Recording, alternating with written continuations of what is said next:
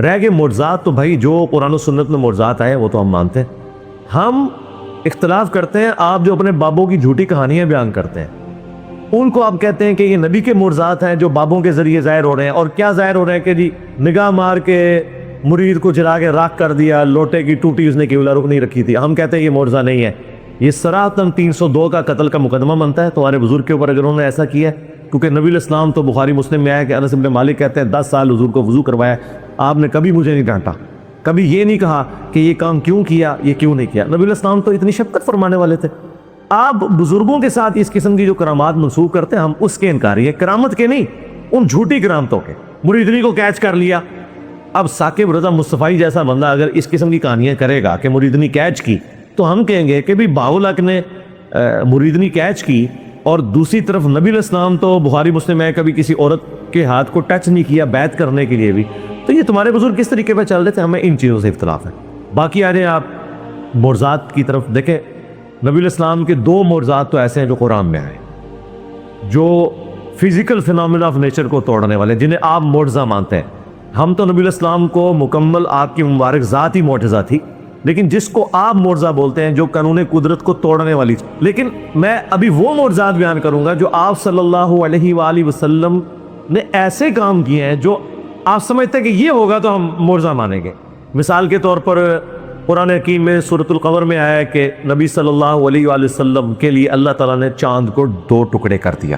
اچھا، اور یہ قرآن پاک کی اس آیت کے کانٹیکسٹ میں بخاری مسلم میں حدیث ہے کہ عبداللہ ابن مسعود کہتے ہیں کہ نبی علیہ السلام سے جب کافروں نے کہا کہ کوئی نشانی آپ کے لیے ظاہر ہو، تو اللہ تعالیٰ نے چاند کو 2 ٹکڑے کیا، ہیرا پہاڑ کے دائیں اور بائیں ہوا اور پھر بعد میں جڑ گیا۔ یہ وہ معجزہ ہے جو قرآن میں بخاری مسلم میں رپورٹ ہوا ہے۔ دوسرا معجزہ جو قرآن میں ہے وہ نبی علیہ السلام کا واقعہ معراج ہے، جو آپ کا الاسراء ہے، زمینی سفر، وہ سورہ بنی اسرائیل میں آیا، سبحان الذی اسریٰ بعبدہ لیلا من المسجد الحرام۔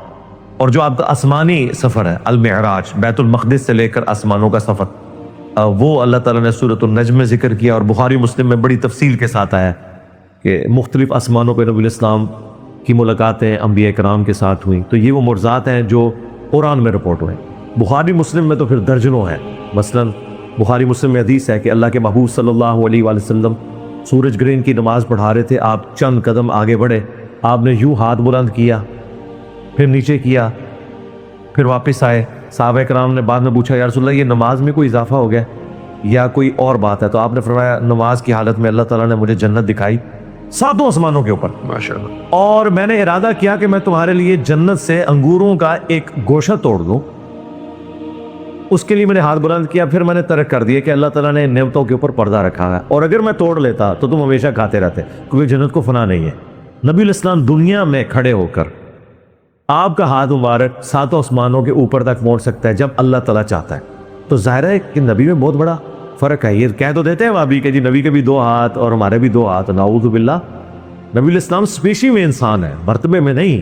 آپ کے ہاتھ کی طرح اور ہمارے ہاتھ کی طرح بخاری مسلم میں ہے کہ جابر بن عبداللہ کہتے ہیں کہ صلح حدیبیہ کے موقع پر جب پانی کی قلت ہوئی تو مختلف جگہ سے پانی جمع کر کے بمشکل ایک پیالہ آپ کو پیش کیا گیا، آپ نے اپنی مبارک انگلیاں اس میں داخل کی تو پانی کے چشمے پھوٹے، اور اس میں سے صحابہ کرام نے پانی پیا، جانوروں کو پلایا اور سٹور بھی کر لیا۔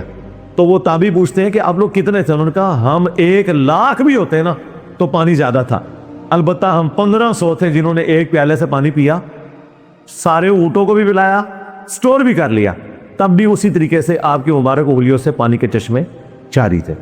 اسی طریقے سے بخاری مسلم میں آیا کہ نبی علیہ السلام نے فرمایا کہ تم نماز کی حالت میں خشوع خضوع سے کھڑے ہوا کرو، میں تمہیں اللہ کی قسم اپنی پیٹھ کے پیچھے دیکھ رہا ہوتا ہوں۔ یعنی جب آپ جماعت کرواتے تھے نا تو آپ کو پیچھے نظر آتا تھا کون کھجلی کر رہا ہے، کون کیا کر رہا ہے، یہاں آپ کی آنکھ نہیں تھی، ہمیں تو یہ بس ادھر تک مشکل سے 180 ڈگری نظر آتا ہے، نبی علیہ السلام کو انہی 2 آنکھوں سے پیچھے بھی نظر آتا تھا۔ یہ ہر وقت آپ کے ساتھ معجزہ اٹیچ تھا۔ اس طریقے سے بخاری مسلم میں آتا ہے کہ آپ کے پسینے سے خوشبو آتی تھی اور صحابہ کرام آپ کے پسینے کو خوشبو کے طور پر استعمال کرتے تھے۔ تو اب پسینے میں سے تو بدبو آتی ہے، لیکن نبی علیہ السلام کا یہ معجزہ تھا کہ آپ کے مبارک پسینے سے خوشبو آتی تھی۔ اسی طریقے سے آپ صلی اللہ علیہ وآلہ وسلم کے بارے میں حضرت اسماء بنت ابی بکر نے ایک کالا جبہ، کسروانی طیالسی کالا جبہ نکالا پرشین امپائر کا، اور کہا کہ یہ وہ جبہ ہے جو نبی الاسلام پہنا کرتے تھے اور ہم اس کا دھون مریضوں کو شفا کے لیے پلاتے ہیں۔ اسی طریقے سے بخاری شریف میں آتا ہے کہ ام سلمہ نے نبی الاسلام کا ایک بال مبارک نکالا اور کہا کہ یہ نبی الاسلام کا وہ بال مبارک ہے، جب ہمارے محلے میں کوئی بیمار ہو جاتا ہے تو وہ برتن بھجوا دیتا ہے، میں اسے گھول کے دیتی ہوں، وہ پی لیتا ہے تو شفا ہو جاتی ہے۔ تو نبی الاسلام کی تبرکات کی شفا آپ کی وفات کے بعد بھی اسی طریقے سے جاری ہے۔ لیکن اگر آپ لوگ جعلی بال مبارک بنا کے، جعلی نقش نالین بنا کے لکڑی کے اوپر اور اس طریقے سے زیارت کروا کے اس پر ٹکٹ لگا کے کریں گے تو ہم کہیں گے کہ ہم لوگ پھر نبی کے نام کو بیچ ہی رہے ہیں نا۔ نبی الاسلام کی تو یہ تعلیمات تو نہیں تھی کہ آپ نے یہ کچھ کرنا شروع کر دینا۔ اسی طریقے سے بخاری مسلم میں ہے کہ صحابہ کرام نبی الاسلام کے وضو کا پانی نیچے نہیں گرنے دیتے تھے، اس کو اپنے جسم کے اوپر ملتے تھے۔ بخاری مسلم میں ہے نبی صلی اللہ علیہ وآلہ وسلم نے حجۃ الوداع کے موقع پر جب حلق کروایا تو آپ نے ابو طلحہ کو بال دیے اور کہا کہ صحابہ کرام میں انہیں تقسیم کر دو۔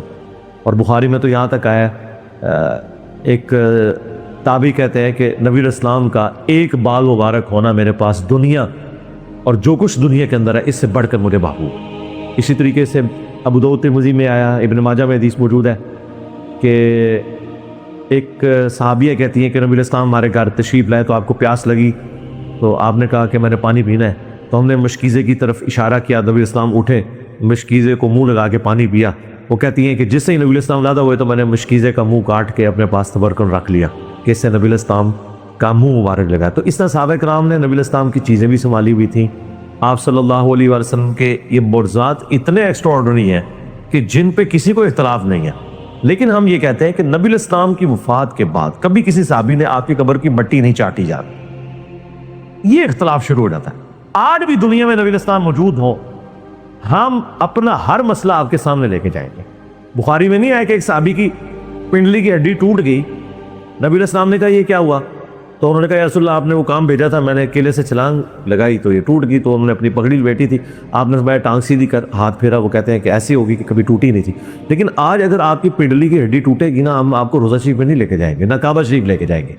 وہ دنیا کو اللہ نے اسباب کے ساتھ جوڑا ہے۔ نبی الاسلام جب تک دنیا میں موجود تھے ہم ہر مسئلہ آپ کے سامنے رکھیں گے۔ بخاری مسلم میں یہاں تک حدیث ہے کہ بارش نہیں ہو رہی تھی، ایک عرابی کھڑا ہوا، یا رسول اللہ ہمارے جانور ہلاک ہو گئے قید سالی سے، آپ دعا کریں۔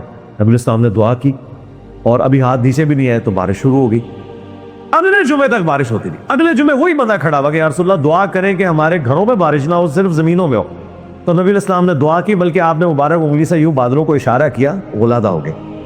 اس طرح کے کئی معجزات بخاری مسلم میں ہے کہ نبی الاسلام نے فرمایا کہ اگر کوئی مجھ سے لینا چاہتا ہے تو میں اسے عطا کرتا ہوں کہ وہ اس کے بعد کبھی نہیں بھولے گا۔ تو حضرت ابو ہریرہ نے فوراً اپنی چادر بچھائی تو نبی الاسلام نے یوں کر کے چادر میں ڈالا، انہوں نے سینے سے لگائی اور کہتے ہیں اس سے پہلے میں نے حضور کو شکایت کی تھی کہ میں حدیثیں بھول جاتا ہوں، اس کے بعد میں کبھی کوئی چیز نہیں بھولا۔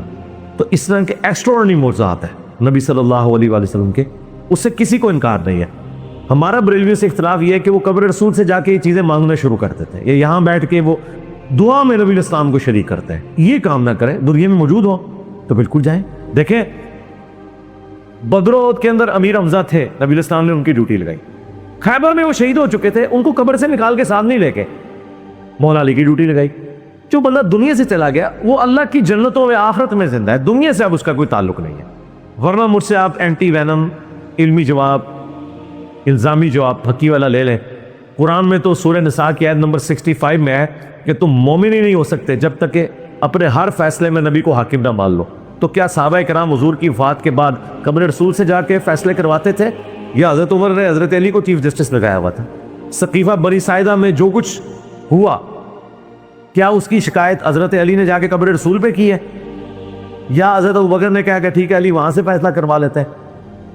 ایون حضور کی میت پہ دفنانے میں اختلاف ہوا ہے، ترمذی میں آیا ہے، صحابہ میں مشورہ ہو رہا ہے، کسی نے نہیں حضور سے پوچھا کہ یا رسول اللہ آپ کو کہاں دفنا ہے، ابھی تو میت مبارک اندر بھی نہیں گئی تھی، بعد میں تو یہ باتیں کرتے ہیں جا کے اور ہمیں لا کے جعلی روایتیں پیش کرتے ہیں۔ مصنف ابن ابی شیبہ سے کہ ایک عرابی حضور کی قبر پہ آئے، اس میں عامش مدلس ان سے روایت کر رہا ہے۔ ہم بخاری سے کہتے ہیں کہ حضرت عمر کہتے ہیں انا کننا نتوسل الیک بنبینا، 1010 نمبر حدیث ہے بخاری کی، اے اللہ جب تک تھے نبی ہم میں موجود تھے ہم ان کا تمثل اختیار کرتے تھے، ان کی دعا کی برکت سے تو بارش نازل فرماتا تھا، اب ہم تیرے نبی کے چچا کو لے کے ہیں۔